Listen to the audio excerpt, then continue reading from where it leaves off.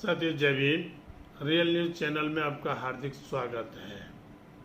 Social media पर एक post देखी जिसमें एक अखबार की कटिंग लगी हुई है जिस पर लिखा है कि देश में जाति जनगणना हो लेकिन उसके आंकड़े सार्वजनिक ना किए जाएं, जिस पर लोक जनशक्ति पार्टी के नेता श्री चिराग पासवान जी का फोटो भी लगा हुआ है। इस पर चिराग पासवान जी का फोटो देखकर बड़ा अचरज हुआ, क्योंकि हम जानते हैं चिराग पासवान जी रामविलास पासवान जी के बेटे हैं।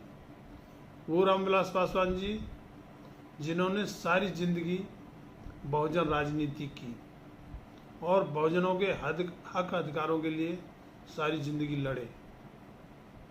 जब केंद्र में विश्वनाथ प्रताप सिंह की सरकार थी उस समय बहुजनों के हक अधिकारों के लिए रामविलास पासवान जी जाने जाते थे और बाबा साहेब डॉक्टर अम्बेडकर को भारत रत्न की उपाधि दिलवाने में उनका बड़ा रोल रहा है, अहम रोल रहा है। और उन्हीं रामविलास पासवान जी के बेटे चिराग पासवान बहुजन राजनीति से हटकर जब सवर्ण राजनीति की बात करते मिले तो अचरज तो होना स्वाभाविक था।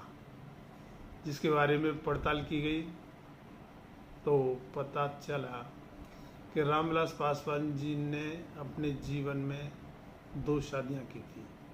पहली शादी जो 1960 में की थी, जो राजकुमारी देवी जी थी और वो अनुसूचित जाति से ही आती थी। दूसरी शादी उन्होंने 1983 में रीना शर्मा जो ब्राह्मण परिवार से आती थी उनसे की और चिराग पासवान जी उन्हीं से पैदा हैं।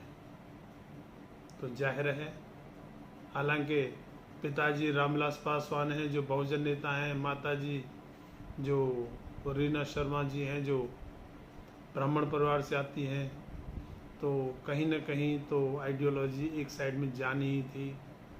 वो चिराग पासवान जी की आइडियोलॉजी अपनी मम्मी की आइडियोलॉजी और अपने नाना नानी के आइडियोलॉजी की तरफ प्रभावित हुई और वो उनके विचार इस तरह बने कि देश में जाति जनगणना तो हो लेकिन उसके आंकड़े सार्वजनिक ना किए जाएं। जबकि रामविलास पासवान जी सारी जिंदगी जातिगत जनगणना और बहुजनों के हक अधिकार के लिए लड़ते रहे थे।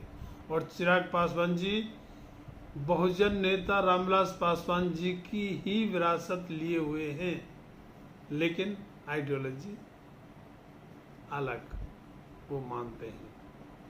इस तरीके से सिर्फ ये किस्सा इन्हीं का नहीं है, और भी काफ़ी हैं।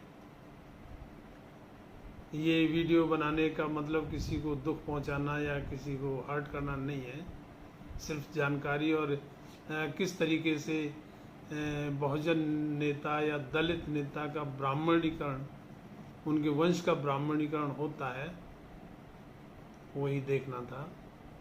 पोस्ट अच्छी लगी हो तो चैनल को सब्सक्राइब, लाइक, शेयर और कमेंट में इससे संबंधित अपनी राय जरूर दें कि क्या आप इस बात से इत्तेफाक रखते हैं या इससे अलग। धन्यवाद। जय भीम।